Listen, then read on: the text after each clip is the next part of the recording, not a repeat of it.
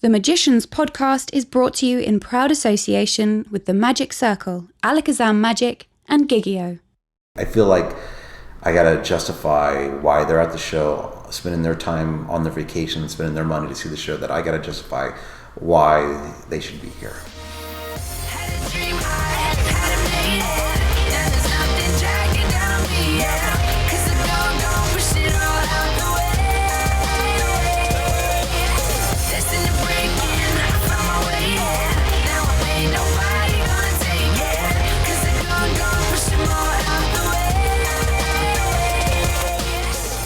Hello my friends, welcome to the show. My name is Richard Young, I am your host. Thank you very much for pressing the download button, I really appreciate it. Welcome to this very special episode from Las Vegas with Nathan Burton. He is a Las Vegas headliner. It's my absolute honour to have him on the show this week, and he's going to talk to us about his incredible show which happens every day at 4 p.m. inside the Planet Hollywood Hotel and Casino. It's at the Saks Theatre. It's probably the best value big magic show you can see in Las Vegas. If you keep your eyes open, you can sometimes pick tickets up for as little as $30 with a coupon or a voucher. And I've been going to see it for many years. It changes every single year. Nathan loves playing around with it, and what's really unusual about it is even though Las Vegas is a huge city of international brands and major corporations, Nathan's show is a family-run show. His mum is involved, his sister used to be the stage manager, his wife was his on-stage assistant, and it has a real charm about it that is hard to find at other Las Vegas magic shows. We're going to find out all about it today. It's going to be great. Before we get to the interview, there was one other thing I've been meaning to say to you all for a while, and that is that, you know, you listen to these podcasts every week, and I know that a lot of you out there from time to time will bump into the guests, the magicians that sit here and I interview. Well, if you do, let them know you listen to the podcast. Let them know that you enjoyed it. They put a lot of effort into being on this podcast, and also they share all of their thoughts, their ideas, their hopes and dreams. And so if you did sit and listen to them for an hour at some point and you bump into them, let them know that you did. I think they'd really appreciate knowing there was someone out there listening.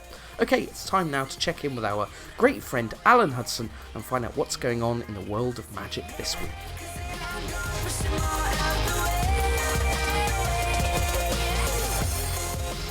Alan Hudson, welcome back to the podcast, my friend. What's going on? Just watched the Game of Thrones. Busy week for you then. Busy midweek. Another busy week in the Hudson household. Actually, it wasn't in the Hudson household. It was in a house in Hull. My friend had got one of these projectors, and we played it on the wall, the big wall, and it was episode 5 of Game of Thrones. Oh man alive, it was excellent. I just feel like life is passing me by. I do not know anything about Game of Thrones. I do not know anything about the Avengers. There's lots of things I don't know about. They've just passed me by. Yeah, well, do you know what? I passed up Game of Thrones for the first 4 seasons, and then what happened? Because I've got a rule: never watch anything with fucking goblins in it. Right. What's that banging in your background, by the way? Sorry, that's my washing machine. I think it's just flown across the kitchen there. I don't know what's happened. This could sound mental. I've got a cat in the other room having a guitar lesson, and you've got what sounds like building work going on in yours. My washing machine doesn't normally make that much noise. I don't quite know what's happened. I think it's just fallen off the wall or something. Yeah, so I used to have a rule, like, because I thought it was all like hobgoblins and stuff like that, right? You know, all that Hobbit and stuff like that. I hate all that stuff. Yeah. So I thought Game of Thrones was like that. Turns out it's not like that. Right? It's actually brilliant. It is good, is it? Yeah, it's really really good. You should watch it. Just answer this question without any kind of way around it. Just give me a yes or no answer. This house you went to in Hull. Yeah. Has it been burgled? At any point. Yes.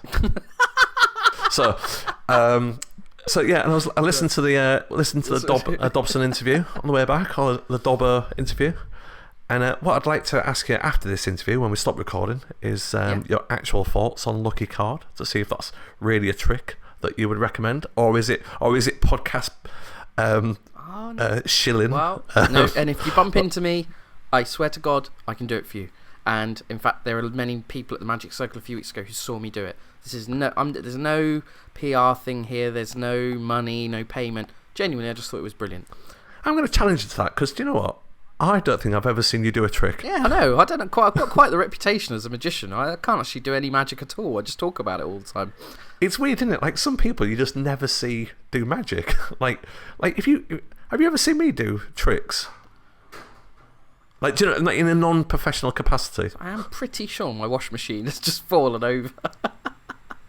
What the hell's going on out there? I'm gonna have to go and find out. Sorry, hang on. You go and check it. I'll listen to Hang on for a second. Adele or whatever's going on in the other room. For 1 second. So while Young is away, this is Alan Hudson here on the Magicians Podcast. Looking forward to this month's guest, and no, this week's guest. You see, I'm shit at this. This is why I can't do it. Right, I'll do it again. So this is Alan Hudson here on the Magicians Podcast, my podcast.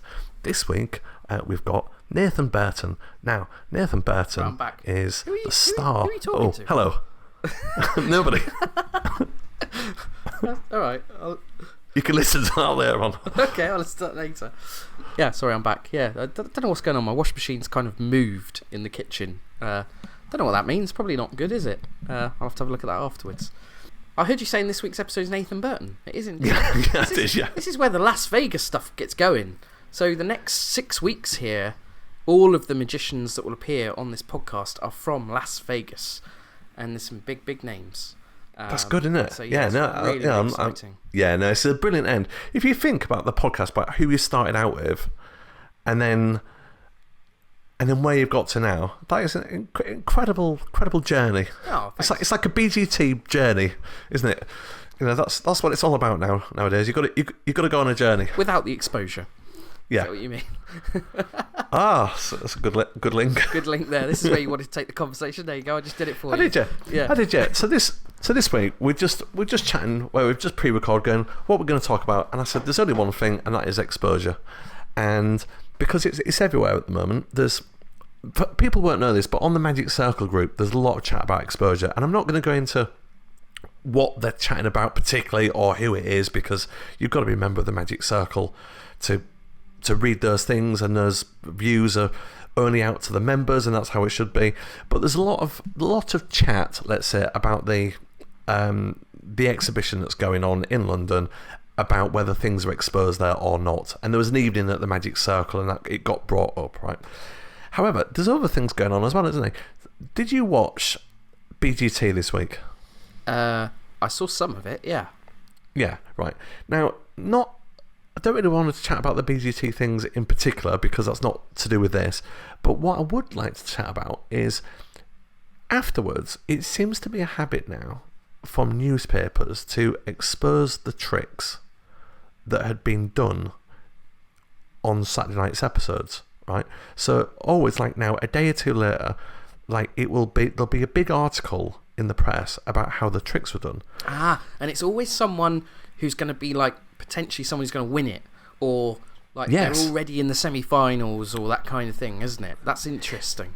Yeah, now, I'd never remember this with any of the illusion acts, you know, so when James Moore did it, or when Darcy did the dove act, I don't remember an exposure thing going, he had all the doves in his jacket in little pockets. No, you're right. Right? I don't remember that. So you go, wasn't the first one Jamie Raven, so he made headline news, which he used it to his advantage about cartoon. And then after that, it seems to me, then he did and there was little press things going, there was a hole in the lemon.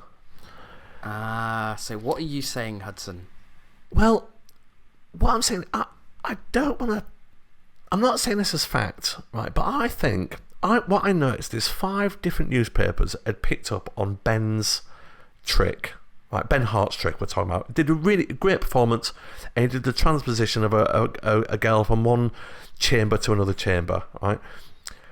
Now, they all picked up on the fact that he was possibly using twins, right? Yeah. And they said, you know, and they go into Twitter things, right? They go, oh, one person tweeted this, one person said, oh, it was obvious, one person said, you know, I think it was a double, whatever, right? All this sort of thing. But it's funny that 5 different newspapers picked up on that one story. Do you think that someone is sending out a press release encouraging them to print about how the tricks are done?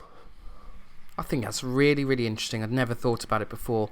But you're right, 5 different independent newspapers all running the same story of a 90-minute TV show that had loads and loads of acts. Wow. What we need is someone to research this. If only we knew a broadcast journalist that could look into it a little bit deeper. To be honest, I've had tonsillitis this week. I don't have a lot of energy, and I've still got 5 more episodes to make this series. I don't have the time, quite frankly, to look into it. Right, fair enough. No, it is interesting because, and you know, because of the exposure thing.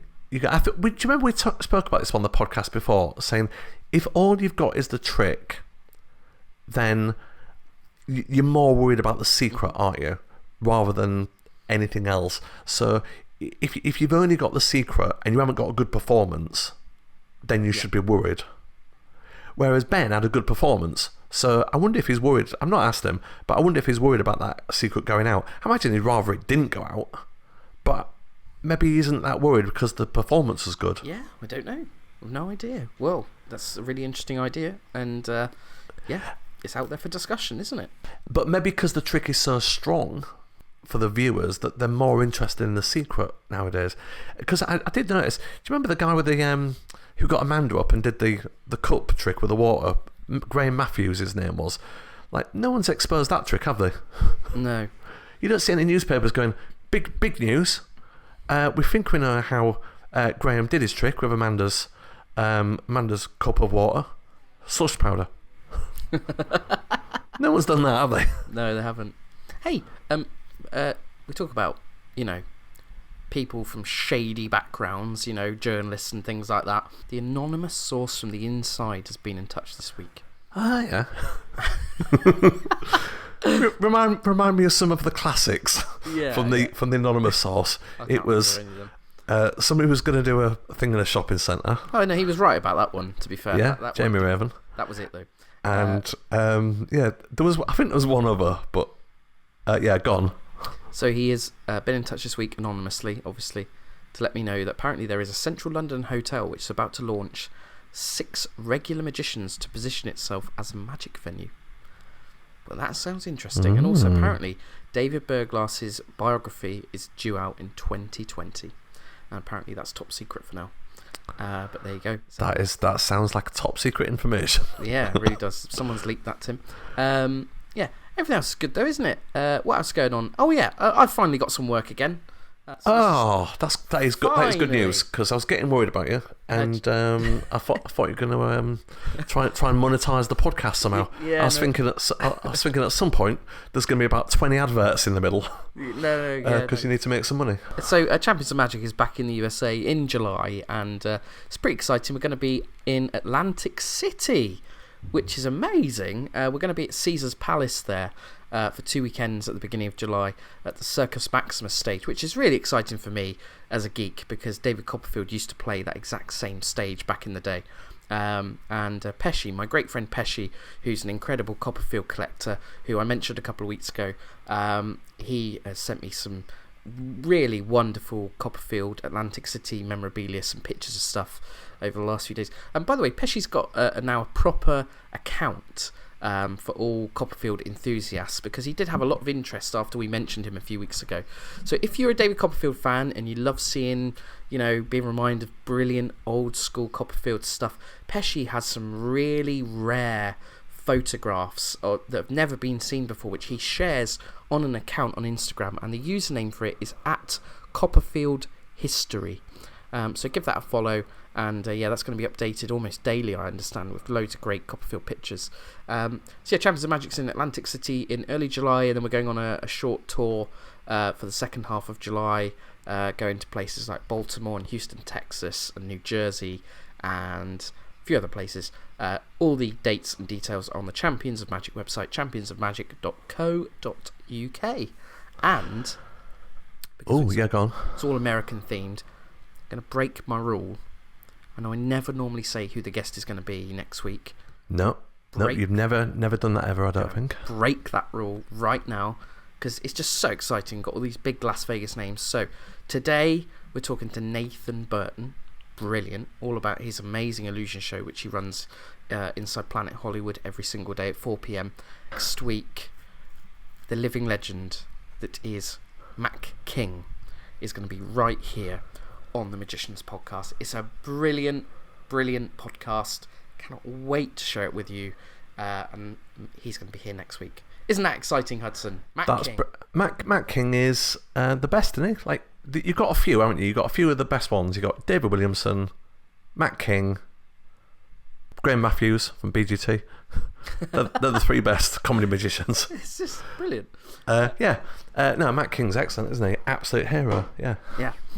Also, on the subject of exposure that we just talked about a few minutes ago, in 2 weeks' time, so next week's Mac King, the week after, the magician that week, I'm not going to announce who that is because I'd never reveal who the guests are in the future. No. But he is a living legend in magic. You all know him. And as a coincidence, he talks about exposure on his interview. And if you're not sure about the subject of exposure in magic, this guy, coming up in 2 weeks' time, I'm pretty sure he will set your mind firm on whether it's always a total no or not in magic. So that's a little teaser coming up in a couple of weeks' time. One thing that magicians don't understand as well is the biggest fans of magic are magicians. So does it even matter that much? Yeah. No, Do you know what I mean? Like, if you look at the Edit brothers, that whole front of the audience is all magicians. Yeah, it was, wasn't it? Yeah, the whole front block, yeah. We're the biggest fans of magic. We know how the tricks are done, but we don't care. Like, we still love it anyway. I'm thinking about going to see the boys again, by the way. Because they've got this stadium show coming up on June the 15th. It's absolutely insane what they're going to do. It's going to be like the biggest magic show ever, and I was thinking about getting a flight over to go and see them do their stadium show, because I'm absolutely out of control. But haven't decided yet. Might do, though. You got anything exciting coming up this summer, Hudson? Any plans? A quick mention of a gig I'm doing. It's really only for people in Hull, really, so it's kind of a bit pointless, but I'll mention this just because it's a charity gig. It's at the Hull New Theatre, which is like the big theatre in Hull. It's for a charity called Backpack Buddies. It's called Hullarity, and it's a brilliant lineup of me, obviously, and John Richardson from 8 out of 10 Cats Does Countdown, and off loads of other stuff. And it's got Rob Rouse, who's to be on the Friday Night Project and is now on Upstart Crow. It's got Justin Morehouse, who's always on stuff. Mickey P. Kerr, who was on BGT last year. It's a really good lineup. It's excellent. And there's a few tickets still available for that. So that's an interesting one coming up. Sounds absolutely brilliant, actually. Yeah, and don't forget, it's good. People of Hull, if you're going to the show, make sure you lock up safely before you leave the house. Oh dear. Yeah, I've actually played that theatre. That's the one Darren plays, isn't it? When he goes there? It is, yeah. It's it is, yeah. It's an amazing room to play, actually. It's really good. Have you played before? No, I haven't. No, I've watched stuff there. I've watched Darren there, but I've never played it. Yeah, looking forward to that one. Have a great night, absolutely. When you hit the stage, here's a top tip for you. Yeah. When you hit the stage, lock your dressing room door. What, in case people rob stuff from it? Yep. Okay. Yep, sorry. This is misinformation about Hull. This is all from you. This is not fair. This is all from you. I mean, this is not from me. Look, Hull is a brilliant place, and I love it to bits. Has anyone? Obviously, I've moved out. Yes. But has anyone who is not from Hull ever said Hull is a brilliant place? So who's on this week's show? Nathan Burton. Have you seen his show in Las Vegas? He's been there for years. Yes, I've seen it twice, and I saw it first in 2001. And what struck me about Nathan Burton is the originality of all the stuff. I love seeing tricks where you don't get the sense that you've just seen a slight variation of it. You know what magicians do? They go, oh yeah, I've got a brand new trick, and then they do ambitious card, and then, or they do a card to wallet routine, and it's instead of signing the card there, they go, oh, it's a different card, and then that card goes in the wallet instead or something, and you go, oh Christ, you know, like you just go, like with Nathan Burton, it visually looks different. Like so all the stuff with the toilet, you know, and the security guard going in, and the boots and stuff, and just all of those things, I loved it. I thought it was great. I would just say this, obviously we're going to have some people tuning in today who perhaps have never tuned in before. If you're new to the show, welcome. Also, we might have some people listening today who have never seen Nathan's work because you've never been to Vegas. Take a couple of minutes before you listen to this interview and hit YouTube, watch a couple of his clips. There's two in particular that really sum him up brilliantly. One is the microwave of death. There's a clip on YouTube of him doing that. There's quite a few clips of him on YouTube doing that. And also the toilet illusion. They both sum him up brilliantly. They're like cartoony kind of stage illusions, and they're really fooling and really, really clever. He just really, really cares. That comes across very not only about the show but the audience's experience right from when they, you know, buy the ticket all the way through to, you know, as they leave. He does a post-show meet and greet. It's a really lovely show. You can't leave it and not feel good when you see it. Yeah, and he's one of those illusionists that is unlike all the others. So do you remember there was like a little time a while ago where everybody was trying to be Copperfield, and they still do to some extent, and then Doug Henning was around, wasn't he? And he was completely different, right? But then after that, there was all those people that were sort of felt like carbon copies of Copperfield, and trying to be that sort of style. And he went the other way. He went, no, I'm going to not take myself seriously. I'm going to be the comedy guy and try and be different. So he presents illusions in a different way. So so when he does, he's kind of quite sort of cheeky faced, isn't he? And goes, oh yeah, right? And does all that when he's presenting the illusions. Like he's funny. Like you must have been inspired by that. Were you inspired by that with really Young and was. Strange? Yeah. Absolutely, yeah. Just bright, colourful, fun, silly, fast paced. He's brilliant, and I'm so pleased he agreed to sit down with me and record this podcast. I have to thank Greg Fruin, who was on the series earlier this year. Greg very kindly put in a word for me and assured Nathan that he'd be in safe hands if he did an interview with me. So thank you very much, Greg, for that. I really appreciate it. But before we go to this interview, we're going to hear some messages from our sponsors, Hudson. What? Yeah, I think, you know what, these guys make this whole podcast possible, and so I think it's really important. I know sometimes people must skip through the adverts. No one does that. No one skips. You told me you skipped through the adverts, which is why I've moved these. Everyone skips through the adverts. Well, I don't want people to do that. These messages are very, very important, and also I just want to say thank you sincerely to Alakazam, the Magic Circle, and Gigio. These podcasts, honestly, would not happen without the sponsorship money which they send me, and I just... Hang on, you get money for this? Well, not really. I mean, it's sort of money that covers my travel and stuff, so I drive to these places. Huh. That's why I don't pay you, because we need to talk about this. Well, you know what, let's talk about this while all of the listeners right now listen to these important messages from our sponsors.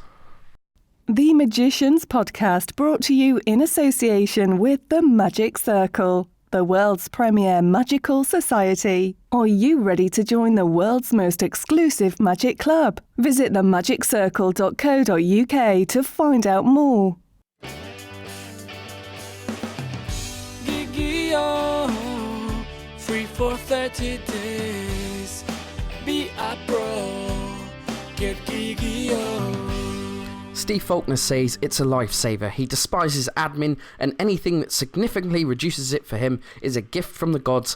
Highly recommended. What's he talking about? Well, Gigio, of course. Top professional magicians love using Gigio to manage their bookings and admin. It's an easy-to-use web-based software that takes care of your inquiries, contracts, invoices, payments, and reports. It will generate professional PDF contracts in seconds and allows your client to agree them online quickly and conveniently. It will even automatically update the diary on your phone. Read what other top magicians say about Gigio right now and take a free 30-day trial by visiting getgigio.com. GetGigio is spelled GetGigio.com.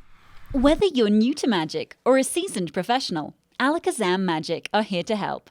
Alakazam have been supplying magic to magicians for well over 20 years. Not only do we carry all the latest and greatest magic tricks, books and DVDs, but we also manufacture one of the finest ranges of magic tricks in the world. The Alakazam name is synonymous with great customer service, educated advice, and honesty. So if you're shopping for new magic, make sure you check out our website, www.alakazam.co.uk, or pay a visit to our fully stocked shop. Of all of the thousands of products that Alakazam has, my favourite is its own product, which is called the Alakazam Online Magic Academy. This is a completely unique way of learning magic. Every single month there is new content, and you also join a community when you join the academy, and it means you'll learn with your friends together. So whether you are a full-time professional looking for a new professional routine, or an amateur magician who performs just for friends and family, or maybe you are completely new to this wonderful hobby, this is a fantastic way of learning because you will meet people while you're learning and also be able to share your own tips and ideas between you to maybe speed up the learning process. It's honestly fantastic. If you haven't taken a look, take my top recommendation, go and look at it today. It's called the Alakazam Online Magic Academy, and you'll find it on the Alakazam website. Okay, it is time to go to this week's interview. My guest is Nathan Burton from Las Vegas. This interview was recorded in his home on a beautiful sunny morning. I hope you enjoy this. Here he is then, Nathan Burton.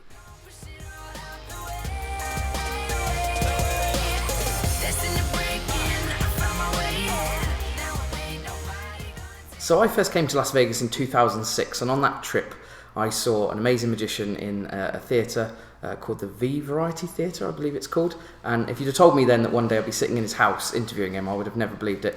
Nathan Burton is here. Welcome to the Magicians Podcast, sir. Thank you very much. Thanks for having me on. Thanks for making the drive out to my house. This is amazing to come out to your house and sit and interview you and talk about your career. And we've got a lot to talk about. Is absolutely a dream come true for me. So I have to first of all just thank Greg Fruin who put us in touch. Yes. And we really are in a house. We've got dogs running around. It's absolutely Those footsteps brilliant. are dogs. Yes. It's a beautiful morning here in Las Vegas. I saw your show a few days ago.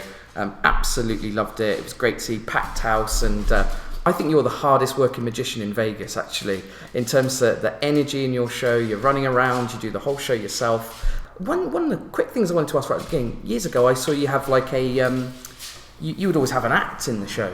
Yes. But it's just you now. Is there a reason why you decided to make it all you? The reason the act came into the show is I actually had back surgery 10 years ago, and I couldn't cancel the show, so I asked a friend of mine, Russ Merlin, to help me out and cover some of the time so I could adjust the show.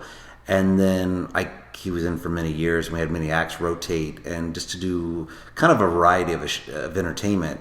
And then I started wanting to doing more in the show, and then we kind of phased out the opening act. I mean, it's a really big show you've got actually. I've seen a lot of shows while I've been here, and I mean, it's like Hans Clock style, relentless illusions at times, which is like my favourite type of illusion magic. I just wondered, first of all, like, what's your favourite part of the show to do? Because there's so much magic in there. Is there? I like to put a lot of magic in there. I like to pack a lot in. Probably for me is the audience interaction, because you just never know what a kid's going to say. I bring a kid out and he goes on a dream date with a showgirl, and I ask him all these questions, and it's interesting. I've done that in the show since the beginning, and when I opened the show I didn't have a child. Now I have a son who just turned 4, and so it's interesting how it, for me to evolve having a kid and now seeing the parents have their kid on stage, and how an incredible moment it is. And I can relate to that now because I lived through, my childhood through my kid now. And I see fathers and moms bring their children to the show and how they experience the show. So that's a little deep answer for your question, but I love the interaction with the kids on stage because you just never know what they're going to do or say. At the end of the show, you tell a story about your first trip to Las Vegas, and yes. you show a photograph. I'd love to get a little bit more detail. I'm fascinated by this amazing town, actually. And I just wondered, what are your memories of that first trip to Las Vegas, those first trips? What shows did you see? What really connected with you? Did you fall in love with the place immediately? Well, I mean, as a kid, I loved magic. And then you come to Vegas, and on a given night, you can see 2 or 3 different magic shows. And I think the first show I saw in Vegas was Spellbound at Harrah's, and there's been many different versions of it over the years. Tim Cole and Joaquin Ayala, where the magicians would almost battle in the show. Then later was Mark and Ginger. I saw Melinda. almost every magic show when I was a kid I would see, and it's very surreal now that I know these people that I saw when I was a kid, and I go, you see Copperfield and you see all these great magicians, and now you can talk to them. And I was like, when I was a kid, and they usually give you a little bit of crap because they're like, don't say when you were a kid because that makes them feel older, and I'm old, so it's very surreal. What was your first time performing here? Do you remember your first time performing? First time was World's Greatest Magic at Caesar's Palace. I mean, that's a pretty good first gig, isn't it? It was World's Greatest Magic 3, and it was like a dream come true. So is this the one where you did the toilet illusion, which I've already mentioned to you before we press record, is perhaps my favourite illusion of yours? Yeah, it's the toilet illusion. I remember Gary Ollett, who was put on the World's Greatest Magic, one of the producers. He said at FISM when I was performing in Japan, he said, "You fooled me for like 9 seconds with the toilet illusion." And then he goes, "Oh," and that's all was the greatest compliment. And then later he asked me to be on the show to do the toilet illusion and the microwave of death, which never aired. The censors came in and they pulled it because there was no way you're going to do the microwave illusion on national television. And then, 15 years later, it was on America's Got Talent from Simon Cowell, wanted the microwave on there. So it's very full circle, the story of the toilet and microwave illusions, which I'm probably most known for in the magic community. Where did you get the idea from for the toilet illusion? I mean, it's an incredibly, there's an amazing detail with it, which is that the feet remain visible when the vanish has already happened. What was your inspirations for that illusion? Well, and I think I was listening to the Greg Fruin podcast, how he was talking about how you'd work on stuff. When you were a kid, I remember in high school, you would work on an illusion for just forever. You just, every little detail, you're like, how can I make it a half inch thinner? How can I make it faster? And we'd literally just rehearse it over and over and over and over and put so much work into it. And that's kind of how that came about. Good stuff. Is the microwave of death, did that come before? Or It was all kind of the same time. I was in high school, and the microwave illusion where I go into a microwave oven and I have to escape, and I don't escape in time, and I come out burnt as a black guy, African American. And it's a huge, but then I'm a goofy white guy. It's funny now that I say it. It's such a different climate in the world that it sounds just wrong, but it's such a great trick. But I actually came up with that in high school. It was in drama class, and there was a skit how a white guy drank a soda, and then he turned into a black guy, and then it was just a weird thing. And it originally was a tanning bed of death, and then it turned into a microwave just for it to travel and make it easier to work. You came to the UK actually with that illusion and did it on Dirty Tricks, I think Yes. around 2003. What are your memories of that trip and coming to the UK? And there was an amazing team of people that worked on that show, wasn't there? Yes, it was. There's a funny story with that. I initially got an email and said, "We'd like you to come over. We'll pay you X amount." And I very politely wrote back, because I was in a show at a time and I had to take off from the show, and it just didn't make sense for it. And so I said, "Thank you very much, but I can't come over." And then they sent me a second email with double the money, which I would have gone, but I never got the email. Right. And then I get a third email, which was technically the second email that I saw, and said, "We'll pay you 3 times if you come over." And I was like, "Yes, of course I'll come over." But I never got the second email, so it turned out to be a great thing. You've done lots of work in Europe actually, haven't you? And I spent a lot of time. I started out doing some cruise ships, and then I went to Europe and worked a lot of the varieties, Monte Carlo. I did the Patrick Sebastian show, which a lot of magicians work, and many times. Cabaret du Monde. Yes, I think 3 or 4 times over That's fascinating. 15 I years. haven't seen the clip Oh, of it's you. very. I haven't been on for like maybe 10 or 15 years. And that's again microwave of death. Microwave, toilet, Barbie hairdryer. I think the trash compactor. Some of the stuff I don't even do anymore. Yeah. One of the things I wanted to ask you is that we had another magician on this podcast talk about this, which is, do you find that there was a period of time in your career where you were particularly creative? E.g., these, like you just mentioned, these ideas sort of all came along at a certain time. Have you found the creative process sort of harder as you've moved through your career, or actually easier? I'm just interested. I hate to say I was more creative when I was younger, but I just had more time. But the show, it's funny, I was probably more creative when I was younger, but the show now I feel is the strongest show I've done. But it's also because sometimes magicians get hung up on being creative, but yet at the end of the day, are we creating for magicians? Are we creating for lay people? Are we creating, at the end of the day, for me, I'm creating for, I used to be more edgier, and now I'm more family friendly, and that's just the niche that I'm in Vegas. So I would probably say I love being creative, but I was probably more creative when I was younger, but I still enjoy the creative process, from blank piece of paper to on stage and seeing the reaction of the audience. Yeah. Do you, you said you've kind of gone from being edgier to more family friendly. Is that purely because of the time of your show? You're on at 4:00 every day. Is that why you've gone more towards a family? Magic tends to be more family friendly in Vegas for the most part. And I think you saw, it's not a kiddie show by any means. And there's nothing wrong with doing magic just for kids. I have a lot of great friends that do school shows and they make a great living. But it's just, I see parents, they want to take their kids to a show. It's just like Christmas morning, or it's, yesterday in the U.S. was Easter, and my kid was picking up Easter eggs, and you get to experience that all over again from your childhood through your kid's eyes, which is a very cool thing. So tell me about your first sort of break here in Vegas, the first time you were put into a show. How did that come about? It was actually Showgirls of Magic, which is now at the Hooters Hotel, which was San Remo at the time.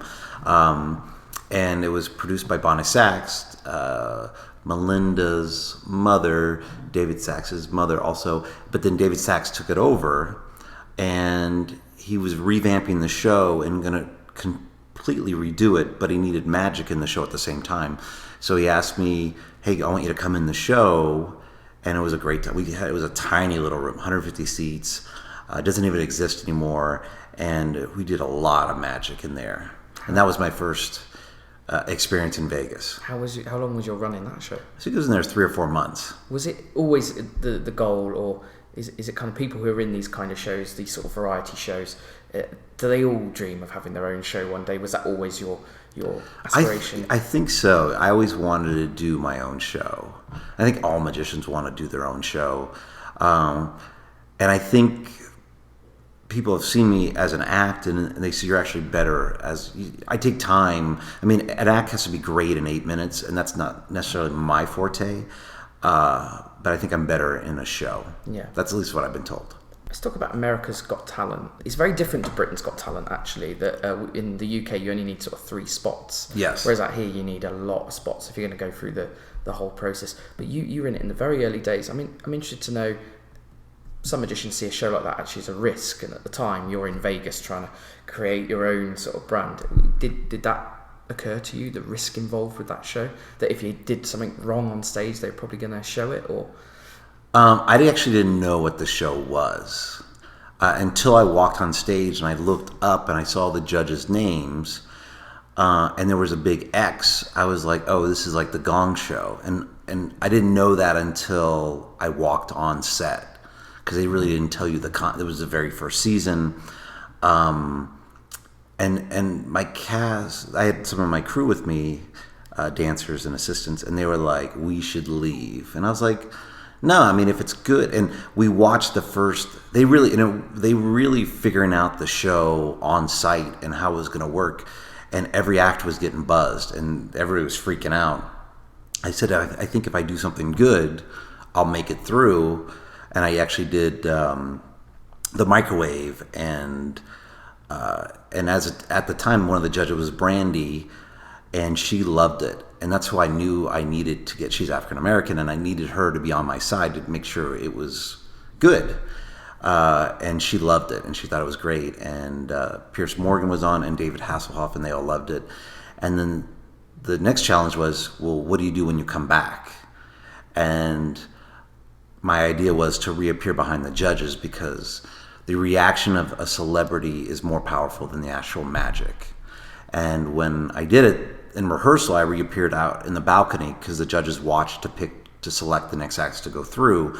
But I didn't want the reaction not to be real when we actually taped. So I reappeared over to the side, and the only people that knew that I was going to reappear behind the judges was the director, producer, and the security guard for the celebrities, because otherwise they would tackle me and I actually had to run around, climb up a ladder, and flung myself over the set to reappear and scared them, and I got the better reaction than I expected. So effectively what you identified very early on then was that, those shows really are as much about the judges as they are about the acts, aren't they? So if you were to do it again, would you kind of focus your magic more around the reactions from the judges than displaying your own part of your show? Well, America's Got Talent and all the Got Talent franchises, and every country has a Got Talent pretty much. And they've really evolved from, it used to be all stage, now it's all close up, and now it's a mixture.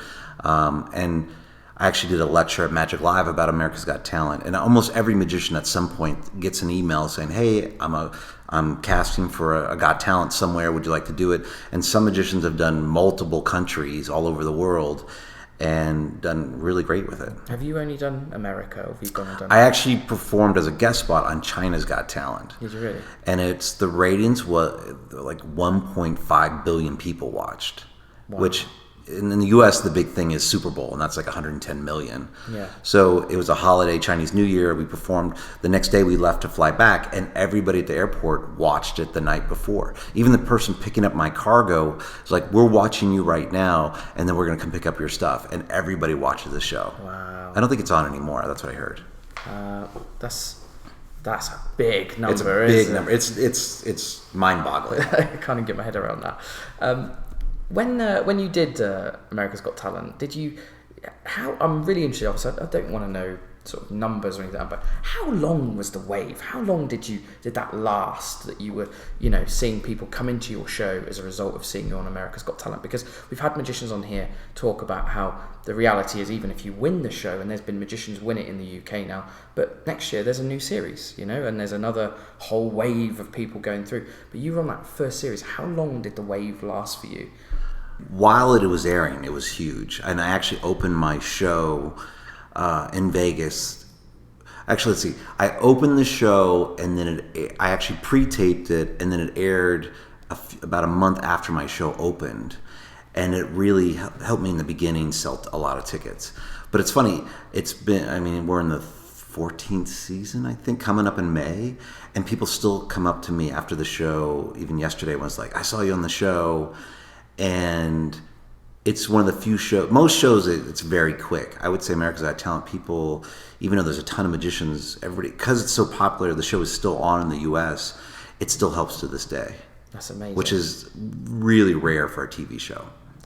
You sort of not too long afterwards, you moved to the Flamingo, is that right? Was that move just sort of just after you? No, I did 4.5 years at the time, at the V Theater, which was it was Aladdin at the time, hotel. Yeah. And I did about 4.5 years there. Then I moved to Flamingo for 5 years, and then moved back to, which now is Planet Hollywood, to a different theater, which is the Saks Theater, it's called now. This is a tiny kind of side note, but one of the things I remember about when you were at the Flamingo was that enormous billboard outside, like the building wrap. I mean, it was unreal. It was like the whole of the Flamingo. I mean, what is it like when you, like, said you're a kid, and you remember coming to Vegas as a kid, and then the first time you walk out and you see your entire face and your show on the side of an iconic Las Vegas hotel. It's very weird. And then side effects is that I got phone calls. The movie Hangover, the first one, aired, and there was a scene where the main characters were talking at the end of the movie, and in the background is the building wrap, and so it's very surreal. Is that your favorite room to have performed in Vegas? I'm interested because it's an iconic hotel. It's there's lots of very famous people played in that room. Are you into the history of Vegas? Like, do these things mean something to you when you're The reason I like a showroom is there's a couple different reasons. I mean, Flamingo had a lot of history to it. But as from a customer standpoint, and I learned this over time, is like people don't like sitting at a traditional casino style showroom, meaning the long tables. You got booths. Now, if you're in a booth, it's great. But even in a booth, if there's 5 people, the people on the edge are turned to the side and you have to turn your neck. Now, if you're sitting at the tables, now you're looking at someone like you're at a dinner table, which it's a much narrow table, but you're sitting across from someone you don't know, and now you got to turn, and people hate it. And from a performer, you're like, look at the room and the proscenium, and there's a balcony and just the history room. But the customer is like, yeah, this room sucks. and I learned that over time, because people come up and go, oh, we love the show, but these seats are not fun. When you've been in Vegas for so many years, one of the things I think magicians are always fascinated by is how do you not look bored up there, basically, when you're doing the same thing over and over and over again? How have you found a way to keep it fresh? I watched you 2 days ago, and it looks like it's the first time you've ever done it. Like, there's nothing at all that looks like it's scripted or in any way like you're going through the motions. Have you found some techniques to really keep yourself fresh up there every day? I mean, it's a job at the end of the day, but I enjoy performing. I try to focus on, and I think I've heard other people say this, is most people are going to see you once in their life. Now, we do have repeat people come back to the show, but they're on vacation, they saved their money, they're spending their money that they worked hard for, they're seeing your show probably one time, and just like when I go to a show and I'll see a performer probably once, it's like you want to see the best show possible. And do I care you have the flu? Not really. I mean, I paid my money, I want to see the show, and I want it to be good, and so I try to remember that. And now, it's funny, when I drive home, my son, who's 4, knows the show word for word, and he'll repeat it exactly the same tone, and I'll hear it through him, and I'm like, okay, I gotta like try to mix it up and say it a little differently. But it's very funny. It's like the last thing I want to do is hear my show again, but my kid will tell me exactly the way I say it, which actually helps me. So, but I try to work hard and just try to remember they're going to see you once, the customer. Yeah. I was interested to know why you do a meet and greet. Actually, there's not too many shows in Vegas that do it. Is that, again, just making sure that, is that from a social media point of view, that you want people to put those photos on social media to spread the word of the show, or have you? Is it just something you like to do? Is there a reason why you do that? Because I imagine at times, again, through repetition, you're going to hear the same people say the same things. It may get a little bit dull for you. Also, here's something I've considered, is that especially when you've got a show every day, meeting a lot of people potentially might make you sick. You might, you're going to meet people who have got a cold, don't even know, haven't washed their hands in the restroom. Is that a consideration too? It definitely, it's a thought in my head, and I actually wash my hands and sanitize my hands as soon as meet and greet's over. Like, I don't touch my phone. The first thing I do is, I don't do it during meet and greet, but after I'm done. And sometimes people have a newborn baby, like 3 months old. Will you hold it? And I tell them, it's like, oh, I've been shaking a lot of hands, so I don't, because because having a kid, I don't want them to get sick. But that's minor. I mean, people, they enjoy it, and people write reviews. It's really nice that he, take the time to meet with us. So it's you get feedback from the audience. There's sometimes you'll do a show and the audience will be extremely quiet, but then you do meet and greet and they love the show, and it's like, wow, I couldn't really tell. And I'll even have people say, I don't know why the audience was so quiet, but we loved it. And you hear the response, and you hear what people like, you hear what people don't like, because some people there's no filter. They'll tell you anything. One of the main reasons I wanted to interview you is that the thing I absolutely love about your show is that it is a family business, which, considering the scale of it, is amazing. Like, it's literally in a huge theatre on the Strip in Las Vegas. I'm really interested, first of all, how did it become a family business? Why didn't you just, as a magician, go, right, I'm going to go and find a promoter or a producer? Why did you decide to make it a family business with sister and mum, and your wife's in the show and your son runs on at one point? Yeah. Why make that decision? Why did you go down that road? Vegas is a tough town, and I've always said, if you can't trust family, you can't trust anybody. And so when I first opened the show, I asked my mom, I needed help. And there's a lot of magic shows that have family members that work with them. And it's interesting. It's like, I think as magicians, we always want to be as professional as possible and seem like we're at this higher level than you maybe are. And maybe in the beginning, I tried to hide my family to a certain degree because we didn't want to look amateur, like, oh, we're just, we want to be professional, but people connect, the audience connects with a family-run business, and they connect because they're there with their families, they're on vacation with their families. And so we've kind of embraced that it's a family operation. It's, it's not I say in the show, it's not a big corporation, it's family run, and everybody that's involved. And my sister has kind of worked with me for a long time, but then she's also moved on to Cirque, and she still, when she's in town, still comes back to the show, but she's going into creation of a new show for, I believe, Madrid. It's a huge soccer player, and it's a Cirque show all around his life. Yeah, it's messy, isn't it? Yes, that's who it is. Cirque du Soleil have started talking about it. Yeah, and it's going to be, I've heard some of the ideas, the audience is going to be split up. One side, it's one team, and one they're going to root, and there's all this Cirque element. But she's going to be working on it from the creation, which is, it's, for me, Big Brother. She was my little sister as my stage manager, and now she's doing these big, huge productions. And like, she was in Honolulu, which is a touring Cirque show, 50 semi-trucks, just, it's interesting to hear the aspect of 1,800 seats that get covered and put into a semi-truck, and one semi that's just suitcases just for the artists, and they travel with their own plumber, and it's magic, but on a giant scale. So how many people have you got working in your show? Obviously I know about the family elements, but how many other people have you got working backstage? I believe there's 5 people that work in backstage, and then I have a guy doing the lights, and so but everybody works really hard. How often do you change the content of the show? Is it every year I come, there's a few new things I see, but do you do that out of, we need to change the show because people come back every year, or is it just for you to keep it fresh? Why are there always a few changes every year? I think the main goal is we're always just trying to make the show better. We listen to the audience.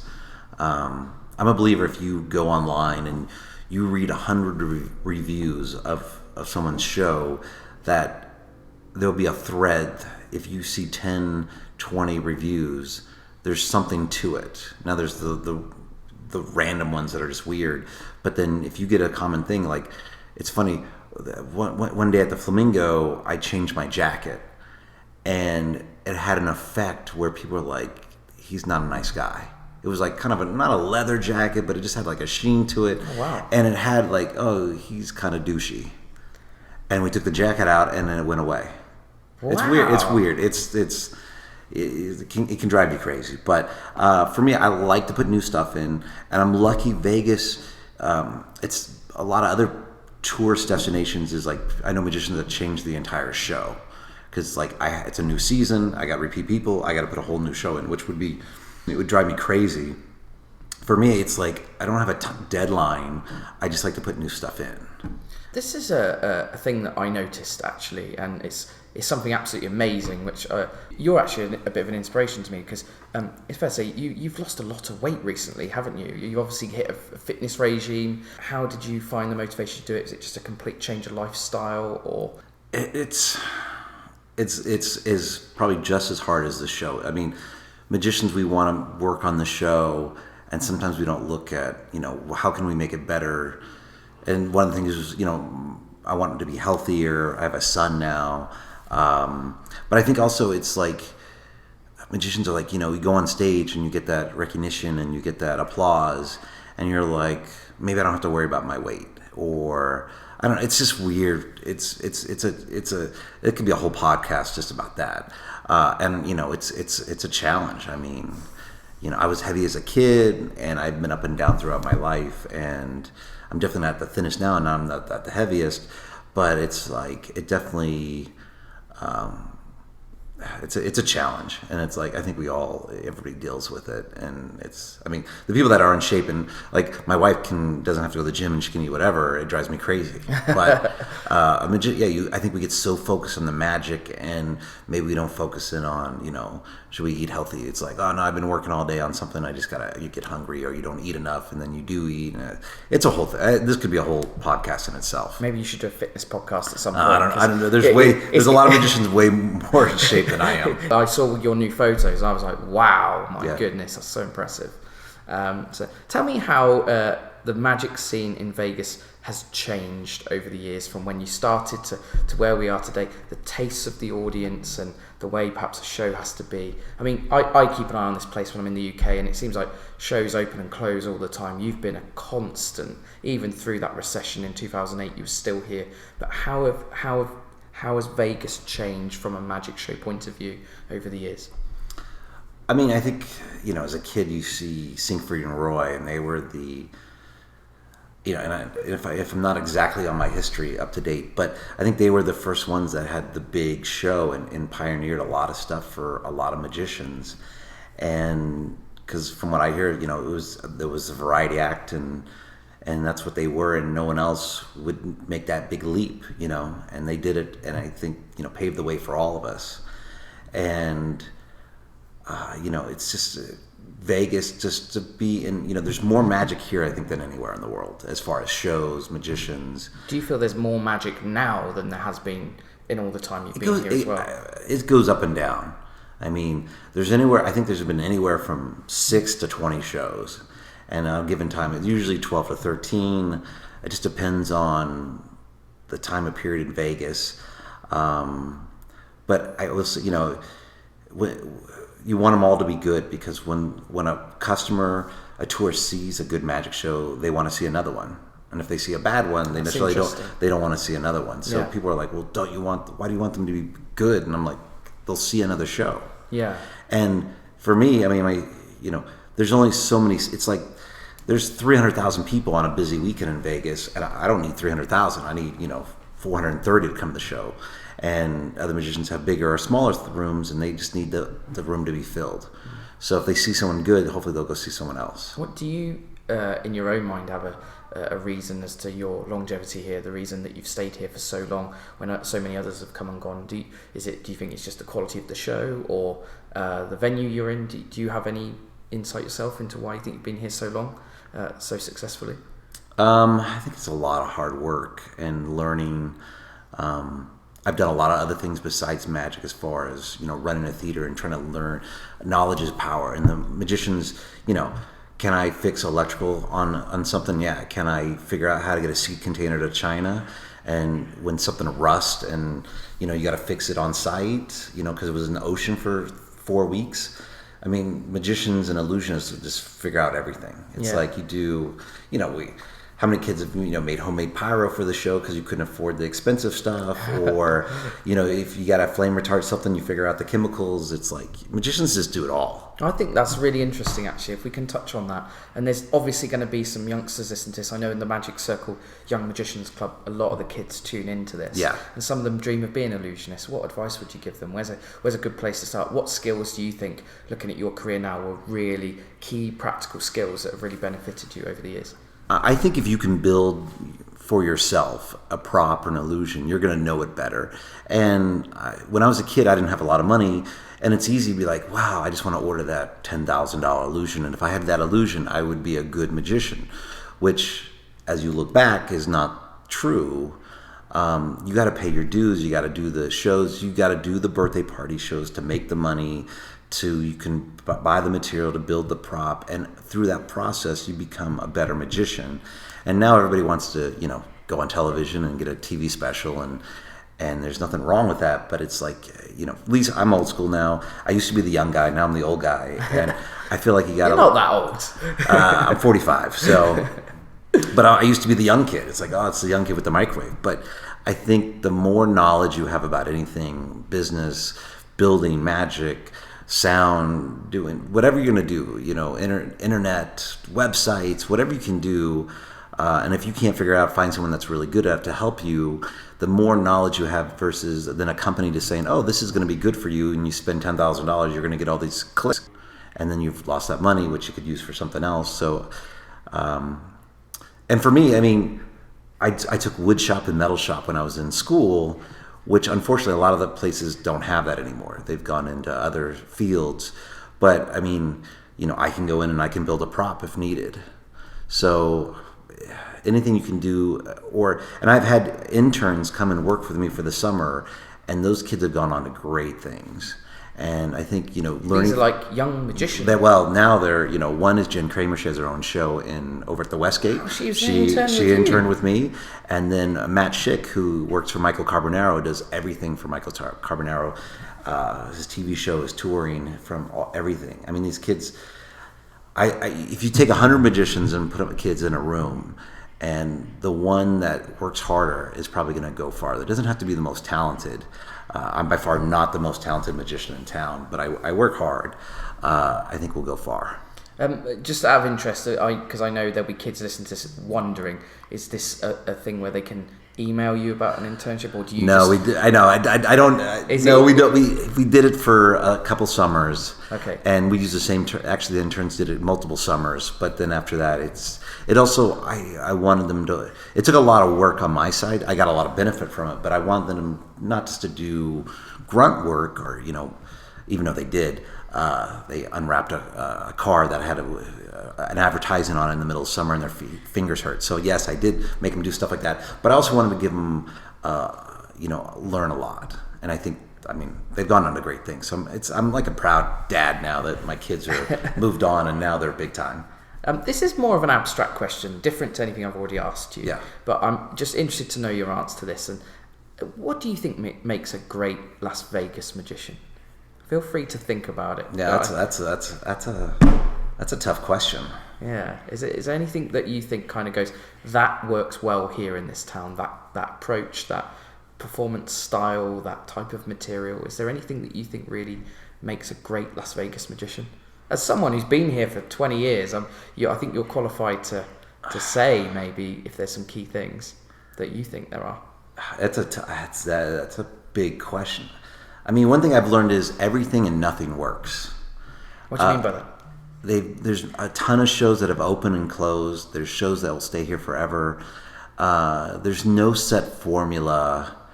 There's definitely, you can look at a show and be like, that show probably will never make money, or it's going to lose millions of dollars, which has happened. And Vegas is a tough town, and then you got other shows that will do well. But there's no formula that you could just say, if you do it exactly this way, will it work or fail? Is it down to timing somewhat as well then, and what else? I think it's timing the culture. It's timing. There's just there's so many variables that can make it why it's successful or not successful. Nope, the dog decided to leave. There she goes. She's an old girl. She's an old girl. I was holding her so you wouldn't hear the footsteps. Do you have any sort of future aspirations? To me on paper, you look like you've got the perfect balance of everything. Family involved in your show. You've got this beautiful room. You've got creative control over your show. And I just sat there and wondered. To me, as an outsider looking at it, it looks perfect. But I go, actually, you're clearly a very ambitious guy. Are there some more things you want to do, or in the long term?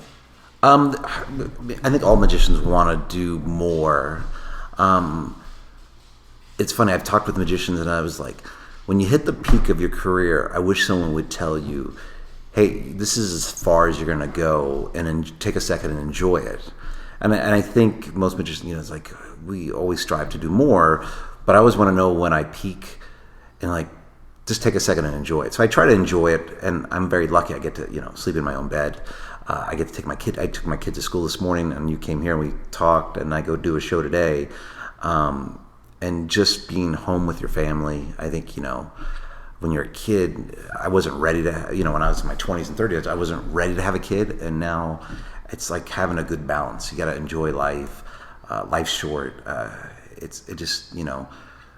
There's so many magicians we lose now, and you grow up with them, and, and now we're having memorials, and it's just, at any time someone can go. So it's like, enjoy it while you can. Yeah.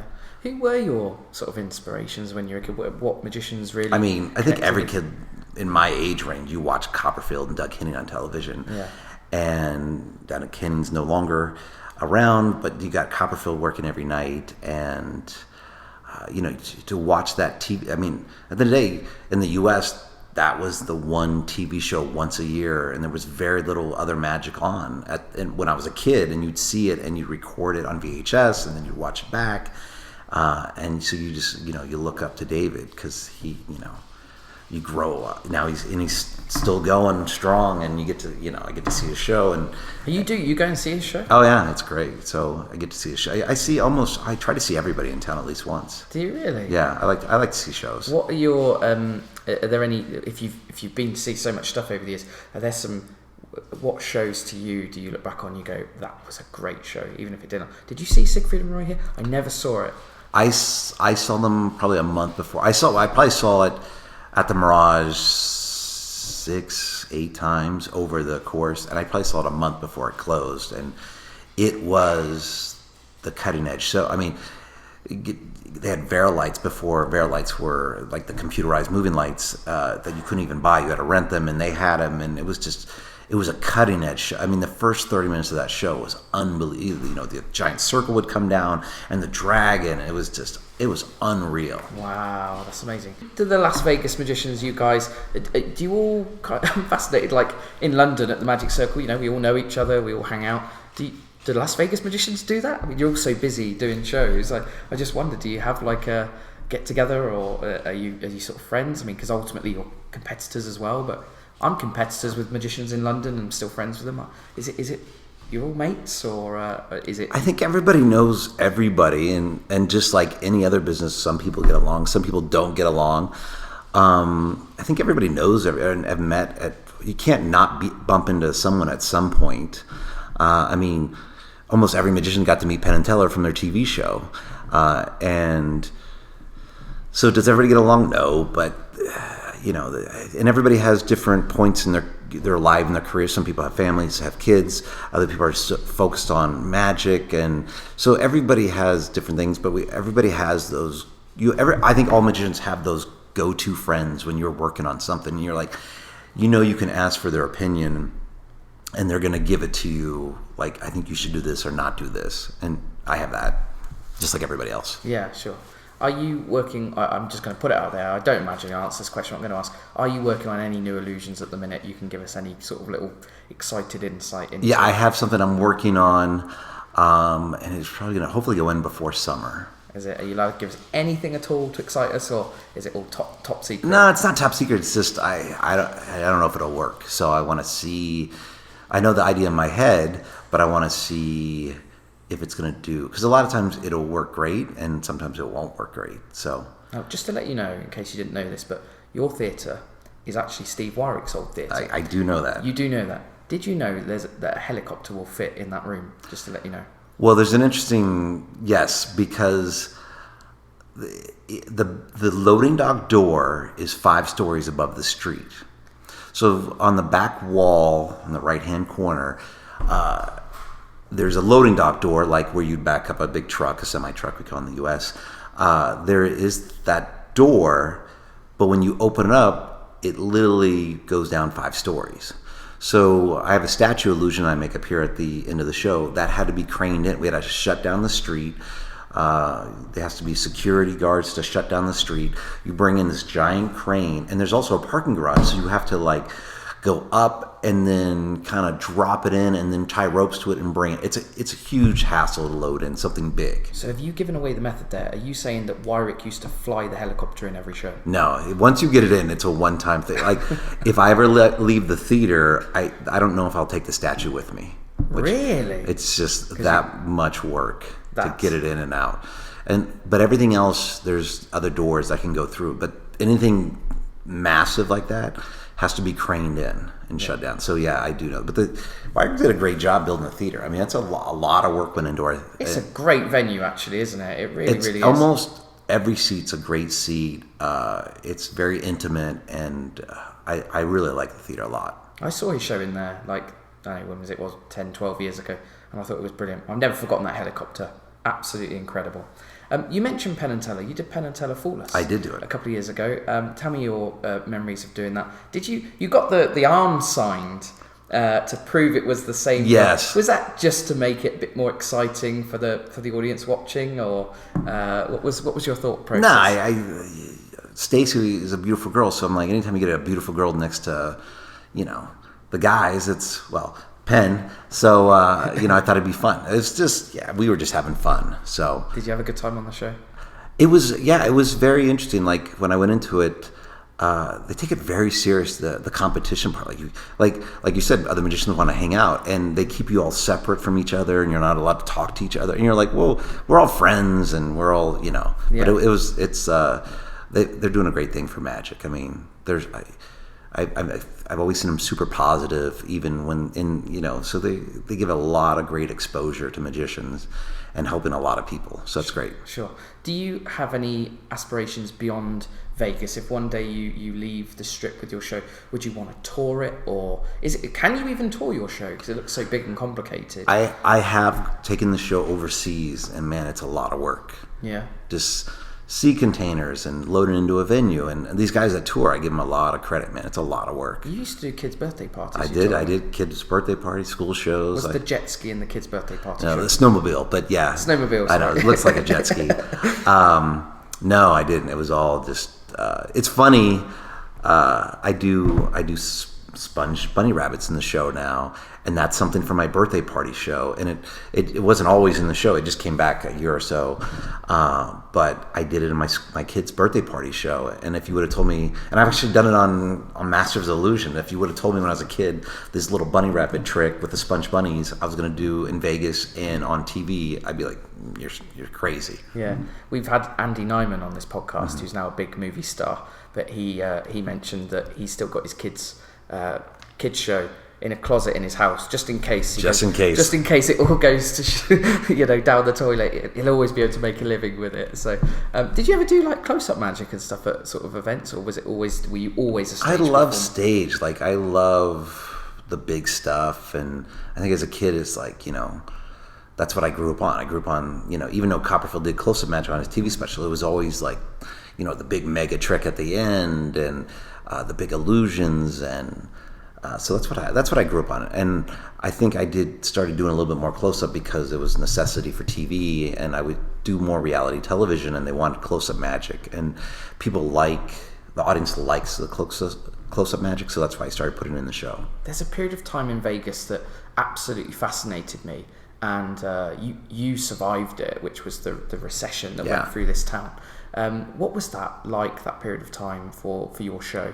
Obviously, like I said, congratulations, you survived. It was tough, and at the time I was in a theater where they were getting raises, the stage crew, during the recession per contract, and it was tough. It was a tough time for, I think, almost all shows. Yeah. But knock on wood, we survived. Yeah. Are there any venues on the Strip in Vegas that you would love to play? Is there like one you visited as a kid, you go, I'd love to do a show in there at some point? Or are you kind of, I don't know, does it just sort of, that kind of thing fade away in your brain once you're here, you just kind of focused on what you're doing?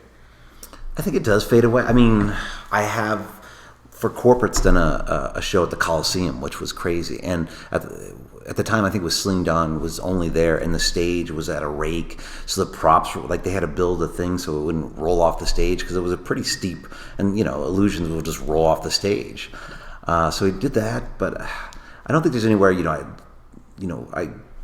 for me, it's like if it's a good environment for the audience, and if it can make a better show. It's, you go into a corporate and right away that this is going to be a great show, or you walk in and it's like, this is going to be rough, because the room, there's a giant ball or a dance floor in front of you, and the audience is 50 feet away, and then there's balloons in the way, and most magicians will walk in and be like, even from birthday parties, like, oh, this is going to be a good show just for the setup. So I think it's the same way in Vegas. We had Hans Klock on this podcast, and yes. He talked about dealing with rakes as an illusionist. Have you got any? He had some good little tricks actually, which he implements to deal with them. Have you got anything that you found that helps deal with a rake when everything's on caster wheels?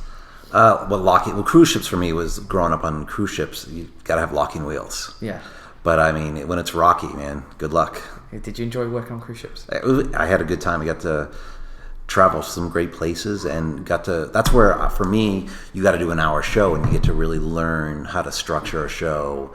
So it's a great place to kind of dial in and doing your own show. I assume because you had a lot of equipment, you were doing fairly long contracts on the ships. Yeah, the longest I ever did was 6 months from New York to Bermuda, but I had quite a bit of stuff on there. We have quite a few cruise ship magicians who listen to this, and one of the things they love to hear is, did you have something that you did to fill the time? Like, because there's a lot of downtime on a cruise ship. What did you do to fill the time when you were on a ship for 6 months doing 2 evenings a week? Yeah, I mean, there was one ship I was on where I'd only work, out of 2 weeks, I worked one night. Wow. So depending on where it would fall, you'd have almost like a month off in between, even though you're on there. Well, one, I would go see everything that I could, go to the beach and enjoy that, but also, you know, it also being idle to a certain degree. Magicians are like, I want to do my own show, and you'd work on ideas and you want to put stuff in, but you're in an environment where it's tough you can't build anything, and it's, you know, you can do smaller things, and you can make a little friends with the people that work on the ship to see if they can help you out, but it's not like you're welding in your cabin. Yeah. So it's bittersweet. One of the things I'm really interested to know, because I've never played Vegas, is what are Vegas audiences like? Are they great audiences? Are they, what are they like? I don't know. Vegas audiences are very tough. Vegas is the pinnacle of entertainment, and they expect the best. So when they come in, they're like, this better be the best show I've ever seen in my entire life. And they sit there, and some people are tired. Some people are like taking their kids to a show, or they can be tough, but they can also be great audiences. But they take definitely more work than some other places in the U.S. That's amazing. So when you do go on the road and do the occasional corporate or casino show or something, I'm almost sometimes sidetracked a little bit because they're so good from the get-go, and I'm used to working hard for the first part of the show to get them on my side, and then when I start off, I almost feel spoiled, and I almost feel like it wasn't earned. If it's weird, like they're too good.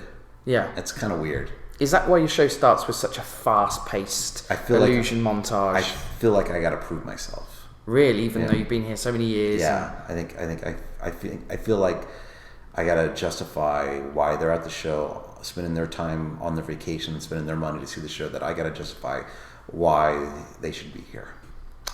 Nathan, it's been great to sit and talk to you about your... Hopefully it's not too boring. Thank you so much for being on it, and congratulations on all your success in Vegas, and long may it continue. Thank you very much. Thanks.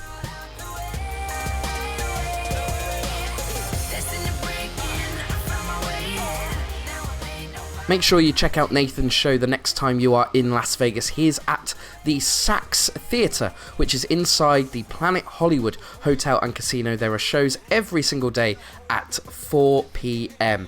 If you haven't seen it for a few years, it's really worth a revisit. He changes it frequently, and I'm never disappointed. It is my top tip for a daytime big illusion show in Las Vegas.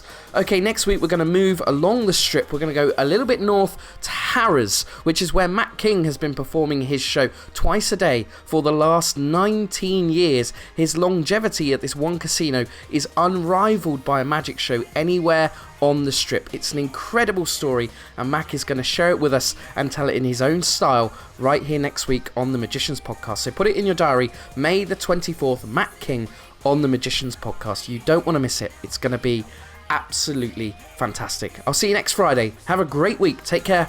Bye-bye.